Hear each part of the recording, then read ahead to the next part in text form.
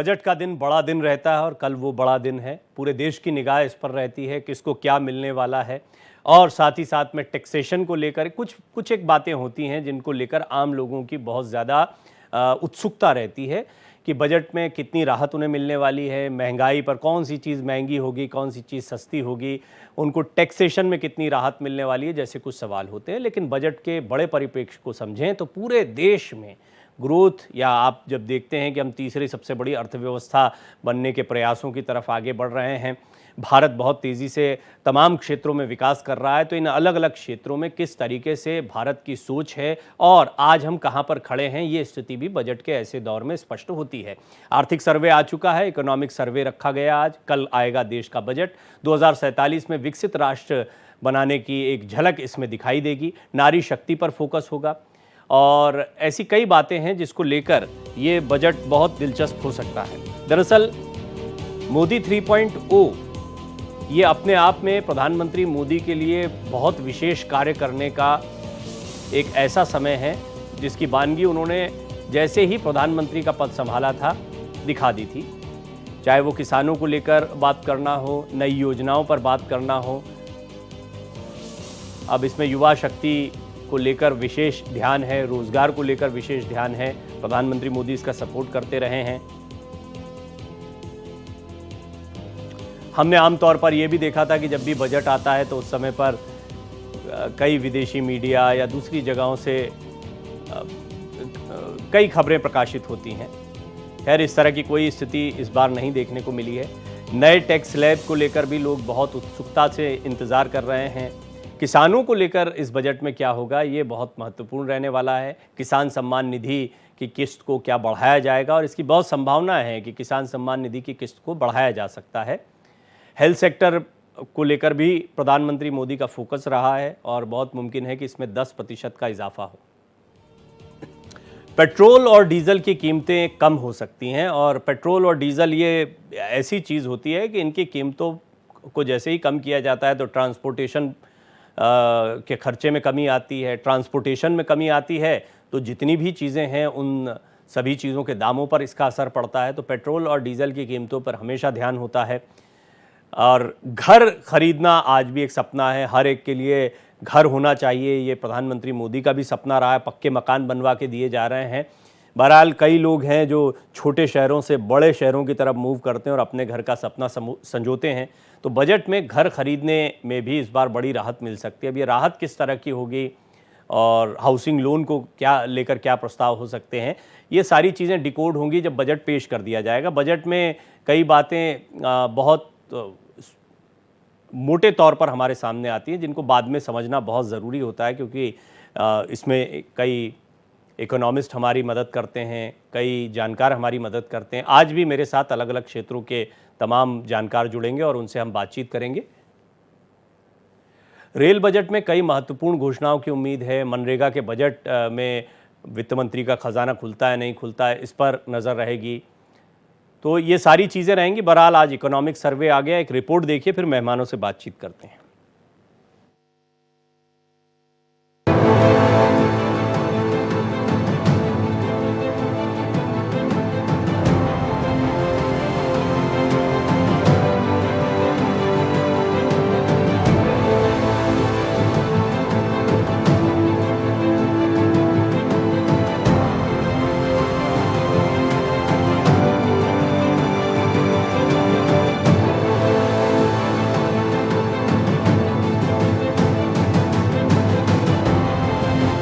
आज आर्थिक सर्वे, कल आएगा बजट।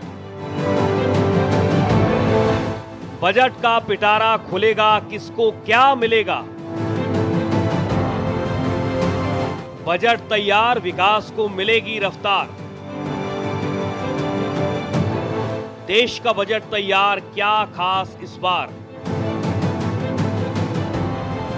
उम्मीदों का बजट, मिडिल क्लास को राहत। महामहिम का अभिभाषण, विकसित भारत का प्रण। कल मोदी का स्पेशल बजट, आज फर्स्ट पिक्चर।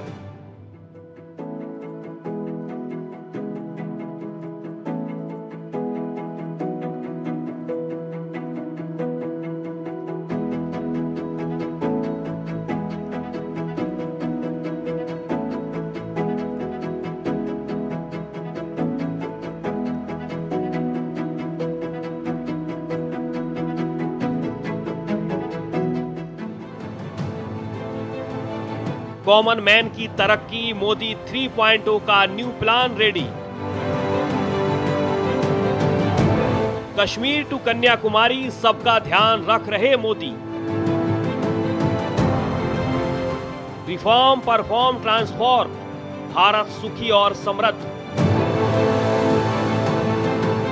राष्ट्रपति ने बजट की पूरी पिक्चर क्लियर कर दी।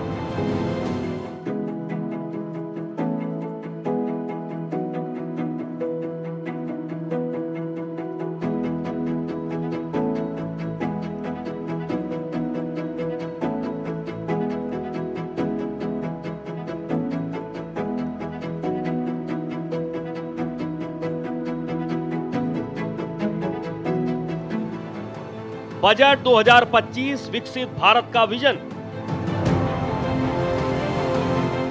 बजट में विकसित भारत का बढ़ेगा विश्वास।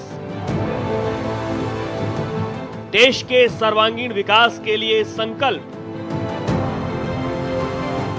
समृद्धि की देवी मां लक्ष्मी को प्रणाम।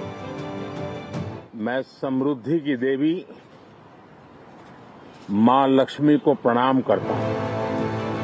मां लक्ष्मी की कृपा गरीब मध्यम वर्ग पर बनी रहे। मोदी सरकार के तीसरे कार्यकाल का पहला पूर्ण बजट। तीसरे कार्यकाल में मिशन मोड में काम कर रही सरकार 2047 में विकसित राष्ट्र बनाने की दिखेगी झलक। कि 2047 विकसित भारत का जो संकल्प देश ने लिया है, ये बजट एक नया विश्वास पैदा करेगा।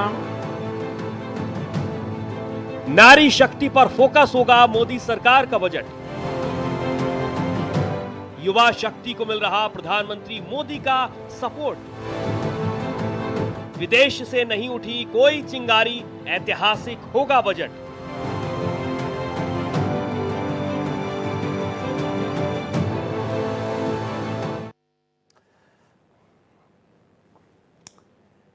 यूँ तो ये भारत का बजट होता है, पूरे देश की निगाहें इस पर होती हैं, आम लोगों की इस पर निगाहें होती हैं और ये आम जो समाज बनता है, देश बनता है, इसके अलग अलग सेगमेंट्स हैं जो बड़े महत्व के होते हैं। हर सेगमेंट बहुत महत्व का है, लेकिन कुछ ऐसे सेगमेंट्स हैं जिन पर डिटेल में हमने भारत का बजट अपने सेगमेंट में लगातार बातचीत की है। पिछले एक हफ्ते से लगातार हम एक सीरीज़ के दौरान बात करते रहे। हमने किसानों की बात बहुत बड़े पैमाने पर की, कई किसान हमारे साथ बैठे। हमने रक्षा के क्षेत्र पर बातचीत की कि किस तरह से भारत अपने इंडिजिनस प्रोडक्ट्स बनाने में या हथियारों का निर्माण करने में खुद को सक्षम बना रहा है, इसमें आत्मनिर्भर बना रहा है। साथ ही साथ उद्योग जगत, ख़ास तौर पर एमएसएमई की बहुत सारी उम्मीदें हैं। छोटे मंझोले उद्योगों के लिए सरकार क्या करने वाली है, ये सारी चीज़ें हमने बहुत विस्तार से डिस्कस की है। अब जब इकोनॉमिक सर्वे सामने आया, कल उम्मीदें हैं, तो एक बार फिर एक पैनल पर हम इन सभी विषयों को धीरे धीरे समझते हैं और इसमें मेरा सहयोग करेंगे मास्टर शिवराज सिंह, जो कि अध्यक्ष हैं भारतीय किसान यूनियन लोक शक्ति के। साथ ही साथ विंग कमांडर आलोक सहाय साहब भी मेरे साथ जुड़ गए हैं रक्षा विशेषज्ञ के तौर पर। आप दोनों का मैं बहुत बहुत स्वागत करता हूँ। और सबसे पहले हम बात करते हैं किसानों की। देश में किसानों को लेकर बहुत बात होती है। शिवराज जी से हमारी पहले भी बातचीत हो चुकी है, हम उनके विचार जानते हैं, लेकिन बजट को लेकर क्या अपेक्षाएं हैं उस पर हम उनसे बातचीत करते हैं। तो शिवराज जी, सबसे पहले आप ये बताएं कि कल जो बजट आ रहा है उसने क्या, पहले तो हम ये भी एक उम्मीद देखते रहे कि एक अलग से कृषि बजट होना चाहिए, इसको लेकर भी डिबेट होती रही है, लेकिन किसानों की कौन सी बड़ी ऐसी बातें हैं जो बजट से अपेक्षित हैं? हालांकि किसानों की बहुत सारी मांगे, बहुत सारे आंदोलन, बहुत सारी चीज़ों पर हम चर्चाएं सुनते रहे, लेकिन बजट से क्या उम्मीदें हैं आप लोगों की? धन्यवाद आपके लिए। देखो, बजट तो प्रतिवर्ष होता है। आज किसान की सबसे बड़ी जो समस्या है, विकट समस्या, जिसकी तरफ किसी का ध्यान नहीं जा रहा है, वो है जंगली जानवरों की। जैसे खरगोश है, नीलगाय है, जंगली भैंस है, भैंसा है, जंगली सुअर है, बंदर है। ये दलहन की खेती हो या कोई भी खेती हो, इसको बहुत ज्यादा नुकसान पहुंचाते हैं। सबसे पहली राहत किसान को अपनी फसल की सुरक्षा। अगर फसल सुरक्षित है तो सब कुछ सुरक्षित है। किसान रातों रात खेत पर जागता है। आपने देखे होंगे कांड बने हुए हैं ऊंचे ऊंचे। किसान टॉर्च लेकर के, लाठी डंडा लेकर के खेत की रखवाली करता है। कई बार तो जनहानि का भी सामना करना पड़ जाता है। तो इसके लिए भारतीय किसान लोक शक्ति ने एक आवाज उठाई थी, जैसे देश में बीएसएफ है, बीएसएफ की तर्ज पर एएसएफ का गठन किया जाए, एग्रीकल्चर सिक्योरिटी फोर्स, कृषि सुरक्षा दल। उससे युवाओं को रोजगार भी मिलेगा और जो हमारी फसल को जो जंगली जानवर या आवारा पशु खा जाते हैं उससे सुरक्षा भी होगी। और जितना खर्च हमारा देश विदेशों से आयात पे करता है, दलहन आयात करता है, तिलहन आयात करता है, हमारा देश दलहन निर्यात करने लगेगा। विदेश से पैसा खर्च करने की वजह विदेश से पैसा आने लगेगा निर्यात करने पर, तो आयात निर्यात में भी सुविधा मिलेगी और देश आत्मनिर्भर भी होगा दलहन तिलहन पर। तो बहुत सारी फसल है, गेहूं की फसल है, गन्ने की फसल है, दलहन की फसल है, सबको आज आवारा पशुओं से बचाना, जंगली जानवरों से बचाना बहुत दुर्भर हो रहा है। इसके लिए हम कई बार आवाज उठा चुके हैं, ज्ञापन भी दे चुके हैं। आज देश में सबसे बड़ी आवश्यकता है, ना तो जो ये 2000 पैसा देते हैं इसकी भी कोई जरूरत नहीं है, एग्रीकल्चर सिक्योरिटी फोर्स की सबसे पहले देश में आवश्यकता है, कृषि सुरक्षा दल की। इसकी तरफ सरकार पता नहीं क्यों नहीं ध्यान दे रही है, फसल की सुरक्षा क्यों नहीं कर पा रही है। अकेला किसान अपने फसल की सुरक्षा नहीं कर पाएगा और जंगली जानवर फसल को खाने जब जाते हैं जब किसान खेत से हट जाता है, किसान की नजर बची और जंगली जानवरों का आतंक फसल पे शुरू हुआ। 1/4 फसल किसान के घर आ पाती है, 3/4 फसल को जंगली जानवर चट कर जाते हैं। ये सबसे बड़ा दुर्भाग्य है। ये आपने बड़ी महत्वपूर्ण बात और एकदम एक अलग बात को उठाया। और ये हम कई बार इस विषय पर चर्चा करते हैं कि योजनाएं बहुत अच्छी होती हैं, सोच बहुत अच्छी होती है, लेकिन आवश्यकता क्या है किसानों की, उसको भी एक तरह से एड्रेस किया जाना चाहिए, उसको भी चिन्हित किया जाना चाहिए और इनका क्रियान्वयन किस स्तर पर हो रहा है उसका आकलन भी करने की बहुत ज़्यादा ज़रूरत है। इस विषय पर बहुत लंबी चर्चा हो सकती है और कई और मुद्दों पर आपसे हम बातचीत करेंगे शिवराज जी, लेकिन आज बड़ा अच्छा कॉम्बिनेशन है कि आप दोनों के साथ शुरुआत कर रहा हूँ, यानी जय जवान जय किसान। ये यहाँ पर टेलीविज़न स्क्रीन पर भी देखने को मिलता है, देश में भी इसकी बात होती है। जब भी बजट आता है तो कहा जाता है कि बजट जो है जय जवान जय किसान का रहा, और इत्तेफाक देखिए आज किसान भी हैं, जवान भी हैं, दोनों मेरे साथ हैं।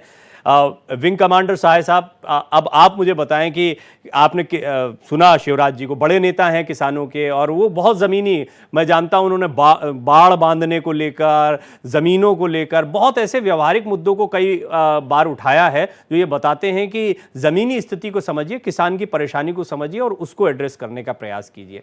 अभी जितना भी रक्षा क्षेत्र में हमने बात की है वहां पर आत्मनिर्भरता पर बड़ा फोकस है। अब हम देख रहे हैं कि धीरे धीरे ये सिर्फ जल थल नभ का युद्ध ना रहकर अब साइबर युद्ध तक चला गया है। दूसरा, अब उसके बाद में अंतरिक्ष में भी, यानी हमको लड़ाई के लिए तैयार रहना पड़ेगा, जहां चाइना ही इक्विप्ड माना जाता है दुनिया में अभी सबसे ज्यादा।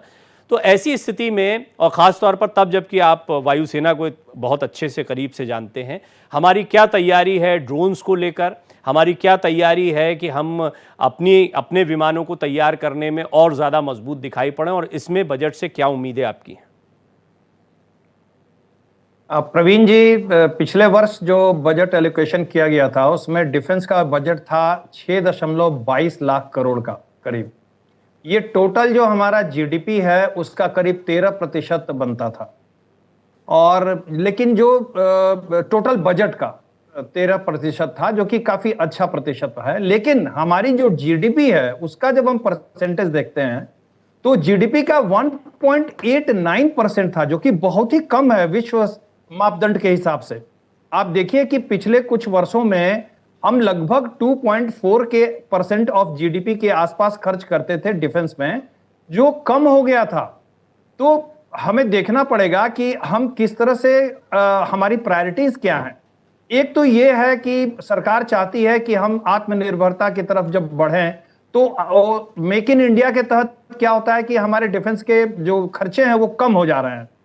जो भी हमने रूस से भी जो खरीदारियां की हैं, जो सामान लिया है, जैसे Su-30 लिया, अभी 12 और Su-30 का हमने कॉन्ट्रैक्ट किया है, तो इसको जब हम इंडिया में बना रहे हैं टेक्नोलॉजी ट्रांसफर के तहत, एक डिफेंस डील हुआ है कॉर्पोरेशन का, उसके तहत, तो ये हमें काफी सस्ते पड़ रहे हैं जी, जहां तक कि जहां, तो इसीलिए आप देखिए कि ठीक है हम सस्ते पड़ेंगे और आत्मनिर्भर बनेंगे, बात सही है। लेकिन एक स्टॉप गैप अरेंजमेंट में, जैसा अभी जियोपॉलिटिक्स की स्थिति है, भारत जिस तरह की ताकतों से घिरा हुआ है, दोनों तरफ से, एक तरफ पाकिस्तान, दूसरी तरफ चीन, और बांग्लादेश की भी स्थिति अच्छी नहीं लग रही है। कब क्या होगा, किस विदेशी ताकत का वहां इंटरफेरेंस होगा भारत के खिलाफ।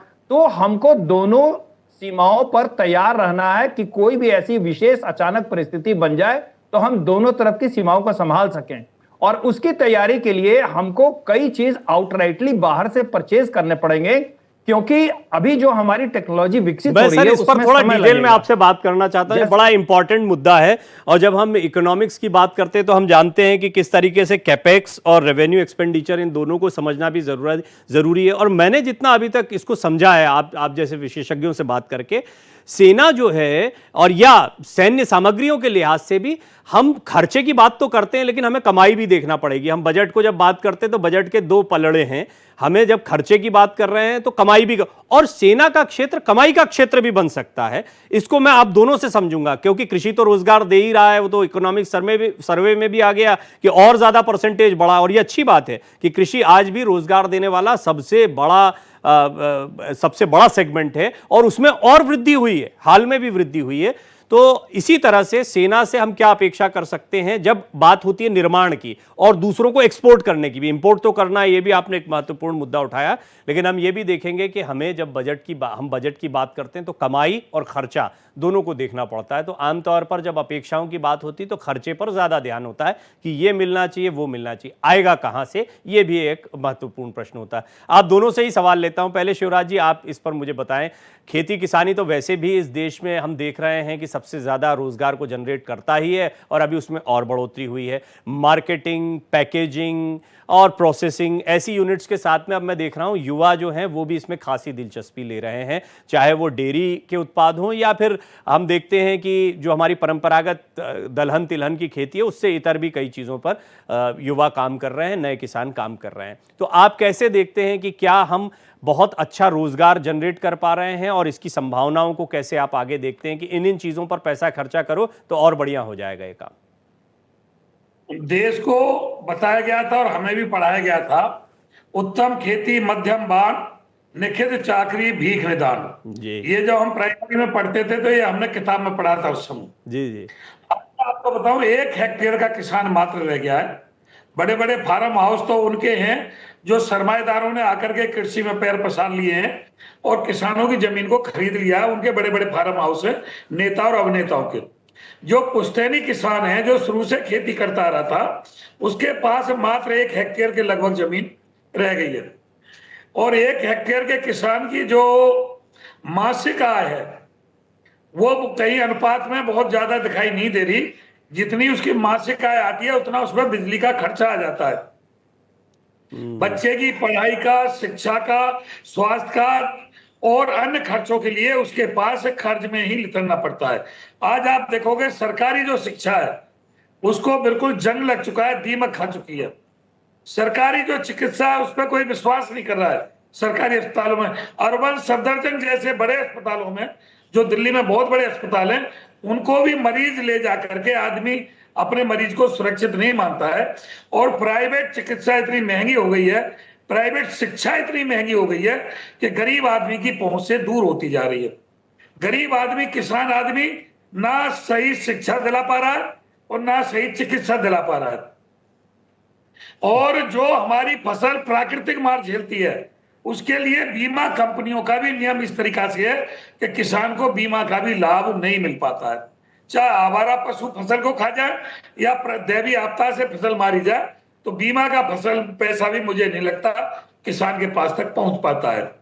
दूसरा, जो किसान की फसल जो बिकती है उसमें बिचौलियों का इतना मार्जिन है कि उपभोक्ताओं के पास अगर हमारे यहाँ से 10 रुपया किलो दाल जा रही है तो उपभोक्ता के पास जाकर के 150 रुपया किलो दाल पहुंच पा रही है। हमारे यहाँ से आलू टमाटर अगर 5 रुपया किलो जा रहा है तो 50 रुपया और 40 रुपया किलो जाकर के उपभोक्ता के पास वो पहुंच पा रहा है। एक तो बीच में बिचौलियों का मार्जिन बहुत बड़ा है और देश को ये लगता है कि किसान की तो महंगी फसल बिक रही है, जो हमें महंगी मिल रही है तो किसान महंगी बेच रहा होगा, जबकि उसको बिचौलिया खा जाते हैं, किसान को उसकी फसल का मूल्य नहीं मिल पाता है और फसल की लागतें बढ़ती जा रही हैं। हमारे जो खंड विकास हैं, जिनको ब्लॉक कहते हैं, वहां जो सुविधा पहुंचती है बहुत लेट पहुंचती है। जो बीज खाद डाई जो हमें समय पे मिलना चाहिए वो हमें समय पे उपलब्ध नहीं हो पाता है। ये सबसे बड़ा किसान का दुर्भाग्य है।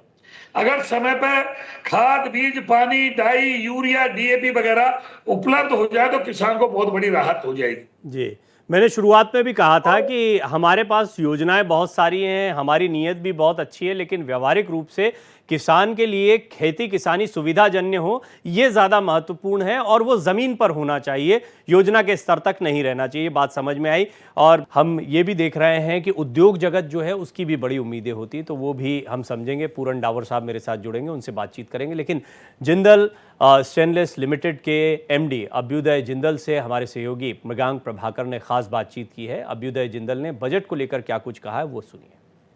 इस समय हमसे बातचीत करने के लिए जिंदल स्टेनलेस के एमडी अभ्युदय जिंदल साहब हमारे साथ मौजूद हैं। सर, आपका हमारे कार्यक्रम में बहुत बहुत स्वागत है। कल सर बजट आ रहा है और बहुत सारी आशाएं हैं। As a industry expert, as a industry, आप खुद बहुत बड़ी इंडस्ट्री चलाते हैं, तो आपको क्या लगता है कि क्या एक्सपेक्टेशंस आप लोगों को बजट से इस बार दिखाई दे रही है? एक्सपेक्टेशन है कि ये प्रो बिजनेस बजट होना चाहिए, क्योंकि अपनी कंट्री स्लो डाउन जो दिख रहा है काफ़ी दो तीन क्वार्टर से, तो उसको बूस्ट करने के लिए आई थिंक एक प्रो बिजनेस बजट होना चाहिए। गवर्नमेंट को कैपिटल एक्सपेंडिचर बढ़ाना चाहिए। हर सेक्टर, इंफ्रा के ऊपर तो फोकस है ही, रेलवे के ऊपर, डिफेंस स्पेंडिंग। अगर गवर्नमेंट अपना एक्सपेंडिचर बढ़ाएगी, सारे डाउनस्ट्रीम इंडस्ट्री, सारे अदर इंडस्ट्रीज भी ग्रो करेंगे। सर, एक चीज़ जरूर मतलब पिछले कई सालों से आम आदमी स्पेशली मिडिल क्लास मांग कर रहा है सरकार से कि कुछ इस बार टैक्स के अंदर रिलैक्सेशन दी जाए, क्योंकि अर्बन एरियाज के अंदर जो कंजप्शन है वो कम स्लो डाउन उसके अंदर दिखाई दे रहा है। तो व्हाट डू यू फील कि सरकार क्या वो चीज़ें दिखाई देंगी इस बार बजट में, रिफ्लेक्शन हो सकता है सर? डेफिनेटली होना चाहिए। जैसे पर्सनल इनकम टैक्स में भी अगर कुछ बचत मिले तो वो डेफिनेटली कंजम्पशन को बढ़ाएगा।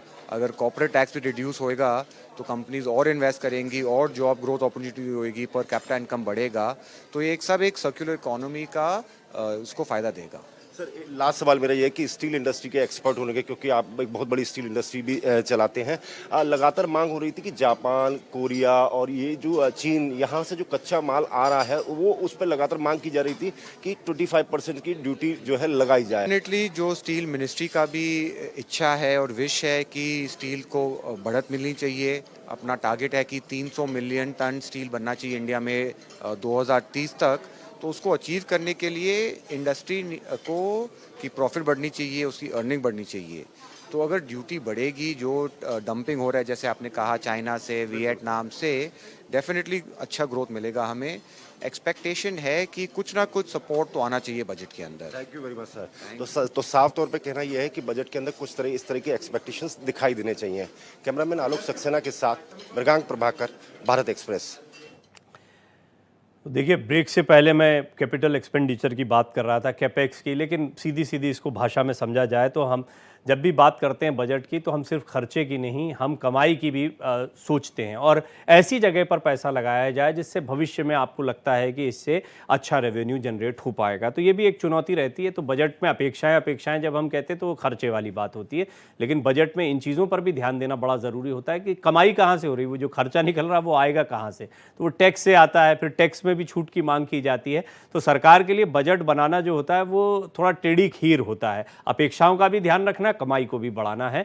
आइए, इस पर हम बातचीत कर ही रहे थे। हम जय जवान जय किसान के साथ साथ में जय उद्योग जगत की भी बोलें, क्योंकि उद्योग जगत भी, जैसे कृषि के बारे में हम बात कर रहे थे, बहुत रोजगार जनरेट करने की एक उम्मीद की किरण दिखाता है।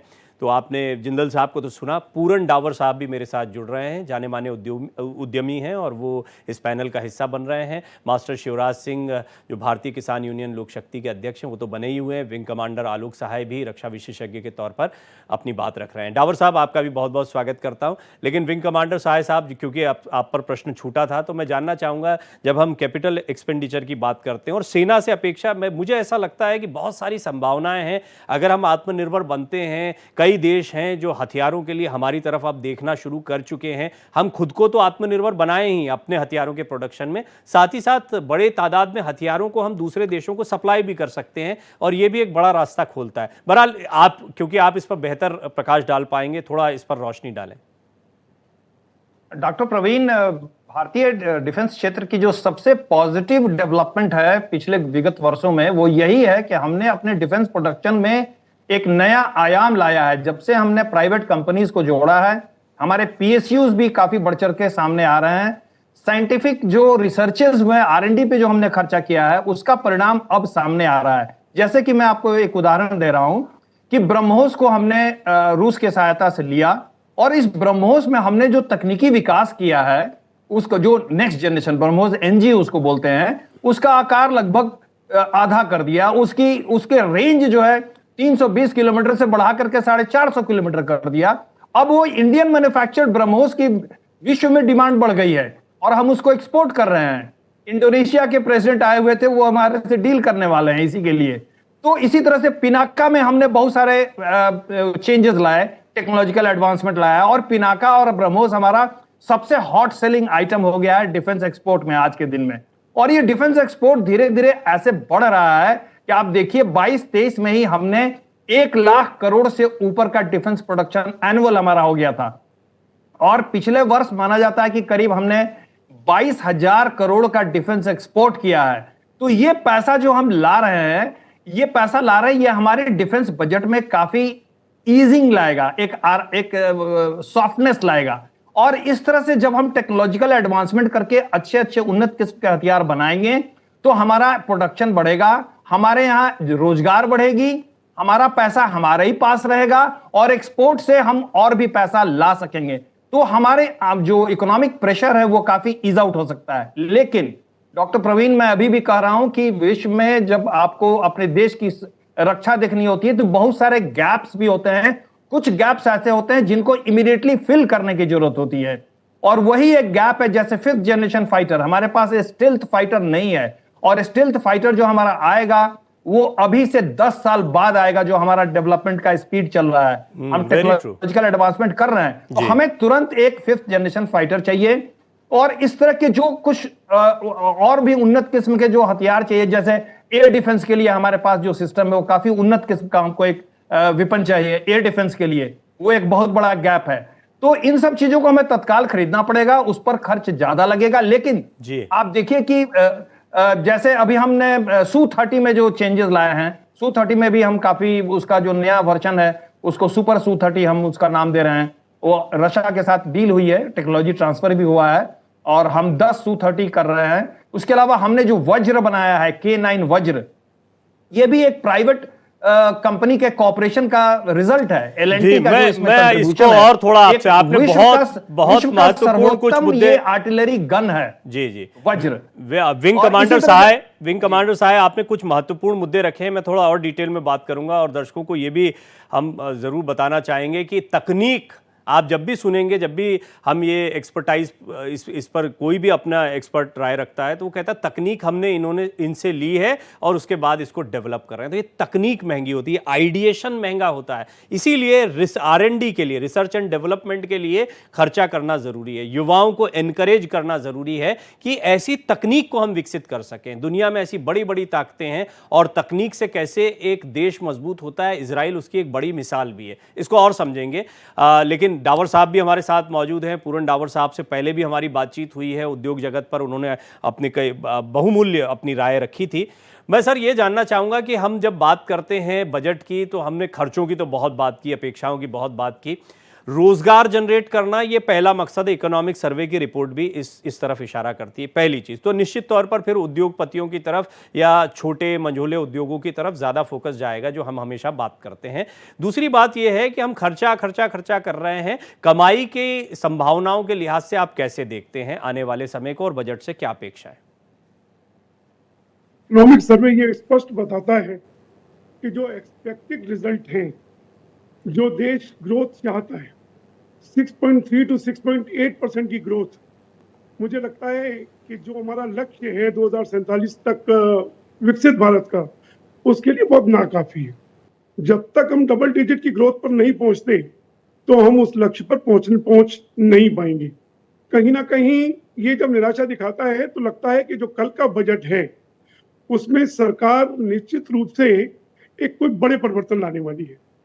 कंजम्पशंस पर पहले भी बोला, अभी जितना जी भी बोल रहे थे कि निश्चित रूप से एक इकोनॉमी में अगर बूम लाना है तो कंजम्पशंस को हमको बढ़ाना ही होगा।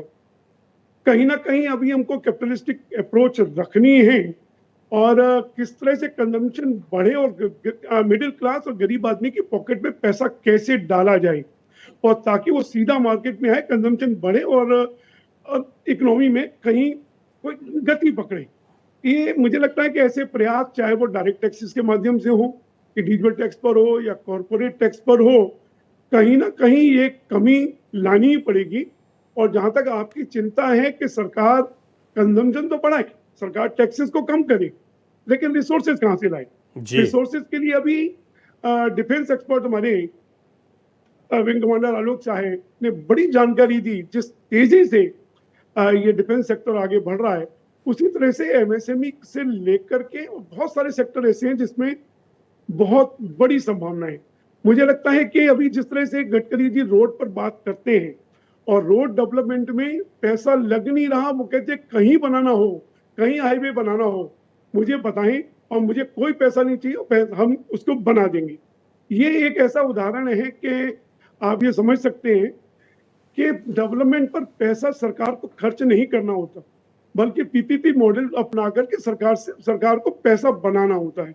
इसी तरह से गंगोत्री से गंगा सागर तक जो 2500 किलोमीटर का अगर रिवर फ्रंट है, उसको तैयार किया जाए और वाटरवेज बनाए जाए ये पीपीपी मॉडल पर, और ये बहुत आसानी से हो सकता है कि हमारे जितने छोटे छोटे से इंफ्रास्ट्रक्चर के एरियाज हैं, इसके उत्तर प्रदेश या किसी भी पूरे उसमें बस स्टैंड को बदलना हो, जिस तरह से रेलवे स्टेशन को बदला जा रहा है, उनको मॉल में कन्वर्ट करके सुविधाएं भी बढ़ाई जा सकती हैं और बड़े रिसोर्सेज इकट्ठे किए जा सकते हैं। मुझे लगता है कि सरकार निश्चित रूप से इंफ्रास्ट्रक्चर पर ध्यान देगी इसमें, और इंफ्रास्ट्रक्चर के साथ साथ जो जरूरी उद्योग हैं, जो लेबर ओरिएंटेड उद्योग हैं, जिनका कच्चा माल हम इंपोर्ट पर निर्भर रहते हैं, उन कच्चे माल पर ड्यूटी जीरो या कम से कम ड्यूटी लाने का प्रयास सरकार को करना चाहिए। और बड़ी उम्मीद की जा रही है इस बजट से कि बजट जो हमारा अमृत काल है, विकसित भारत की जो हम देख रहे हैं, उसके लिए आपने जो अभी बात कही है उसमें मुझे दो बहुत महत्वपूर्ण बिंदु लगे हैं, उसको मैं समझना भी चाहूंगा और उसमें मास्टर शिवराज भी हमारी मदद करेंगे। दरअसल आपने कंजम्पशन जो शब्द यूज किया, उसमें उसको हम और सरलीकृत कर दे तो बाइंग कैपेसिटी बढ़ाना, यानी खरीदने की ताकत को आप बढ़ाइए आम आदमी की। तो मार्केट से अब देखिए, खरीदना एक होती है उत्पाद की ताकत, उत्पादन की ताकत होती है किसान के पास में उत्पादन, और हम ऐसे देखते हैं उद्यमी भी जो है वो भी उत्पादन कर रहे हैं, लेकिन किसान वो उत्पादन करता है जिसकी जरूरत हमेशा हमेशा बनी रहेगी, उसके बिना काम नहीं चल सकता है। तो किसान के पास में ही सबसे पहले बाइंग कैपेसिटी भी देना, अगर वो अपना खर्चा नहीं चला पा रहा है या खेती किसानी करके उतना नहीं निकाल पा रहा है, इसीलिए किसान की आय दोगुनी करना है, किसान की आय दोगुनी करना है, ये बात हमेशा कही जाती है। लेकिन कुछ चुनौतियों का जिक्र मास्टर शिवराज सिंह ने किया था। किसान की बाइंग कैपेसिटी कैसे बढ़ेगी, कंजम्पशन वहां कैसे बढ़ सकता है ताकि उसके उत्पाद पर भी फर्क ना पड़े, ये मैं उनसे समझूंगा। स्थिति सुधारने के लिए इमीडिएट स्टेप्स क्या हो सकते हैं जो इस बजट में दिखाई दे, ताकि बाइंग कैपेसिटी या हम देखते हैं कि कंजम्पशन जिसको कहा अभी डावर साहब ने, तो वो कंज्यूमर, एक मजबूत कंज्यूमर किसान बन पाए, इसके लिए क्या हो सकता है?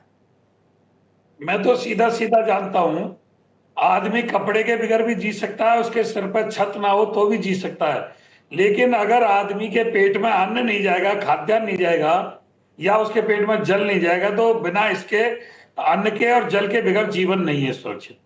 ये सबसे पहली मूलभूत आवश्यकता है। और अन्न हमारा जब बचेगा जब एग्रीकल्चर सिक्योरिटी फोर्स का गठन हो जाएगा, एएसएफ का गठन हो जाएगा, क्योंकि जंगली जानवरों की, आज आवारा पशुओं की सबसे बड़ी विकट समस्या है।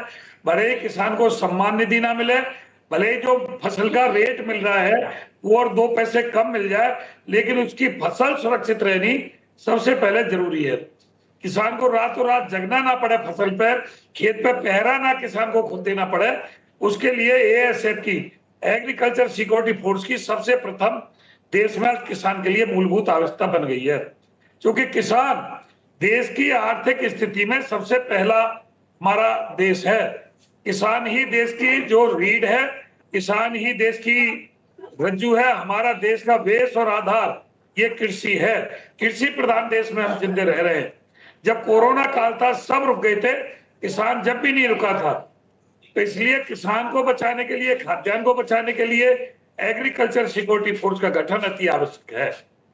जी, बहुत महत्वपूर्ण आपने आज मुद्दा उठाया और मैं समझ गया कि आज आपने ये बिल्कुल ठान रखा है कि इस बार बजट का जब भी चर्चा हो तो आपकी ये बात ज़रूर पहुंचे कि आप किसानों को सम्मान निधि दे रहे हैं, बाकी चीज़ें वो ठीक है, लेकिन उससे पहले किसान के सामने जो चुनौतियां हैं उनको एड्रेस किया जाए, उनका कोई समाधान निकाला जाए, जिसमें आवारा पशुओं की समस्या या किसान को जिस तरह से सुरक्षा करनी पड़ रही है और उसमें कई बार वो सफल नहीं हो पाता है फसलों की सुरक्षा करने में, उसका निदान किया जाना चाहिए। आपका महत्वपूर्ण बिंदु समझ में आता है। विंग कमांडर साय साहब, अब आप मुझे बताएं कि हम अपने देश में हम देखते हैं युवाओं में बहुत क्रेज होता है सेना में जाने को लेकर। सेना की स्थिति हम जानते कितना सम्मान पूरे देशवासियों के मन में सेना के प्रति होता है, और उस सम्मान के साथ साथ में अब हमारी आर्थिक शक्ति को मजबूत करने के लिए, जैसे डावर साहब हैं, तो अभी तक ये माना जाता था कि व्यवसायी और दूसरा शिवराज जी किसान ही जो हैं वो आर्थिक व्यवस्था के लिए मजबूत तंत्र हैं, उसमें भी किसान को ज़्यादा चुनौतीपूर्ण स्थिति और जीवन देखना पड़ता है। आपको लगता है कि सेना का इन्वॉल्वमेंट इसमें और आगे बढ़ सकता है? आप कुछ पॉइंट्स कह भी रहे थे और बात वहां पर रुकी थी कि सेना भी आर्थिक विकास में उतना ही महत्वपूर्ण योगदान दे सकती है रक्षा के साथ साथ। जी, रक्षा के साथ साथ, इसलिए मैंने तो पहले रक्षा के क्षेत्र में आपको बताया कि कैसे मेक इन इंडिया के तहत हम जिस तरह से एडवांस टेक्नोलॉजी का सहारा लेकर के नए नए उन्नत किस्म के हथियारों का निर्माण कर रहे हैं, जो अंतर्राष्ट्रीय क्षेत्र में काफी कॉम्पिटिटिव है और लोग कई देश तो उसको खरीदने के लिए आगे बढ़ रहे हैं। इसके साथ साथ मैं एक और बात कहना चाहूंगा डॉक्टर प्रवीण, कि देखिए ये जो अग्निवीर का जो स्कीम लाया गया था, इसका एक मुख्य कारण ये था कि देखिए अभी हम जितना खर्च करते हैं वो 50% से ज्यादा खर्च हमें पे एंड सैलरीज में और लगभग उतना ही खर्च हमारे पेंशन में चला जाता है डिफेंस का। जी। तो ये जो हमारी जो आर्थिक स्थिति अभी है, हम ऐसी स्थिति में नहीं है कि इतना हेवी एक्सपेंडिचर हम सैलरीज और पेंशन में करके और साथ साथ अपने डिफेंस को उन्नत भी बना सकें। हमारी आर्थिक स्थिति अभी उतनी सुदृढ़ नहीं हुई है विश्व अर्थ के व्यवस्था के समक्ष। तो ये एक तरीका निकाला गया था कि क्यों नहीं हम भारत में जितने बेरोजगार युवा हैं उनको हम अगर अग्निवीर स्कीम के तहत लेके आएंगे तो इससे दो फायदे होंगे। एक तो हम ज्यादा से ज्यादा युवाओं को रोजगार दे पाएंगे। अगर मान लीजिए हम नॉर्मल स्टेज में 100 युवाओं को आर्मी में भर्ती कर सकते थे, अब हम 400 को कर पाएंगे और उसमें 1/4 को जो अच्छे होंगे उनको हम रिटेन कर लेंगे। 100 तो हम पहले भी ऐसे भर्ती करने वाले थे और 300 को हम कुछ पे पैकेज के साथ, कंपनसेशन के साथ और उनको एक रिजर्वेशन दे करके हम उनको बाहर करेंगे कि भैया आप इतने पैसे लो और आपको हम रिजर्वेशन देते हैं, आप अप्लाई करो पुलिस सर्विसेज में या पैरामिलिट्री फोर्सेस में, आपको मैं रिजर्वेशन दूंगा। तो इससे क्या होगा कि आपके ऊपर जो भार पड़ा है, आपके ऊपर जो रक्षा का भार पड़ा है वो बहुत कम हो जाएगा। आपकी सेना का जो एज है, फाइटिंग एज, वो यंग होगा। क्योंकि देखिए सेना में जब लड़ाई लड़ती है तो युवा आगे लड़ता है, जो एक उम्र हो गई है वो लोग ज्यादा आगे। बात इसलिए महत्वपूर्ण है क्योंकि इस पर हमने पहले भी चर्चा की और ये बिंदु उठकर भी आया है, और निश्चित तौर पर अग्निवीर योजना ऐसी योजना है जिसको लेकर कुछ हो सकता है कि बजट में भी कल प्रस्ताव हो। इसकी बहुत उम्मीदें हैं, देखना होगा। लेकिन मास्टर शिवराज कुछ कहना चाह रहे हैं इस बीच में, वो लगातार अपना कमेंट करना चाह रहे थे। अभी हमारे साथी रक्षा विशेषज्ञ जी ने पेंशन की बात की देश की आर्थिक स्थिति को लेकर के, तो मैं सबसे पहले कहना चाहता हूं जितने हमारे ये माननीय हैं, विधायक हैं, सांसद हैं, मंत्री हैं, प्रधानमंत्री हैं, मुख्यमंत्री हैं, इनकी पेंशन को पहले झटके में खत्म किया जाना चाहिए। क्योंकि ये देश में नौकरी करने नहीं आए थे, ये सेवा करने आए थे। तो आधे से अधिक बजट तो माननीयों की पेंशन में और वेतन भत्ता में जा रहा है। इसको सबसे पहले खत्म कर दें, देश की आर्थिक स्थिति मजबूत हो जाएगी। इस पर कोई क्यों नहीं कहता है कि पेंशन लेते हैं मोटी मोटी। जी, एक ये आपने बड़ा इंटरेस्टिंग पॉइंट यहाँ पर उठाया है, और हालांकि मैं डावर साहब के पास इसी पर स्विच होना चाह रहा था, क्योंकि खेती किसानी और रक्षा दोनों बिल्कुल ठीक है। विंग कमांडर साहब जो कह रहे हैं, चाहे वो सेना से रिटायर्ड लोग हों, एजुकेशन की फील्ड से रिटायर्ड लोग हों, सबको एक समय के बाद में पेंशन जो है वो ही उनका वो कंजम्पशन वाली पावर को बनाए रखता है, अदरवाइज तो बड़ा मुश्किल हो जाए। एक उद्योगपति होते हैं जो बढ़ती उम्र में भी पैसा जनरेट कर पाते हैं या बाइंग कैपेसिटी दूसरों की भी बढ़ा पाते हैं। तो ये जो क्षेत्र होता है, अब हर कोई तो उद्योगपति बन नहीं सकता है, इसका बैलेंस कैसे बने, ये मेरे जहन में भी एक सामान्य सवाल आता है। भारत का बजट पे मेगा शो लगातार भारत एक्सप्रेस पर जारी है। अलग अलग सेगमेंट के साथ हमने डिटेल में बात की थी और आज सभी सेगमेंट्स के लोग बैठे हैं। जब आर्थिक सर्वे की रिपोर्ट आ गई, वो बड़ी दिलचस्प चर्चा है क्योंकि इसमें बहुत सी ऐसी व्यवहारिक बातें सामने आ रही हैं जो बताती हैं कि देश को अगर विकसित बनाना है तो खरीदने की ताकत आम आदमी की बढ़नी चाहिए। फिर खरीदार, जो किसान जो बड़ी तादाद में जो उत्पाद करता है, उसकी अपनी शक्ति, उसका अपना जीवन कितना चुनौतीपूर्ण है वो ईज होना चाहिए।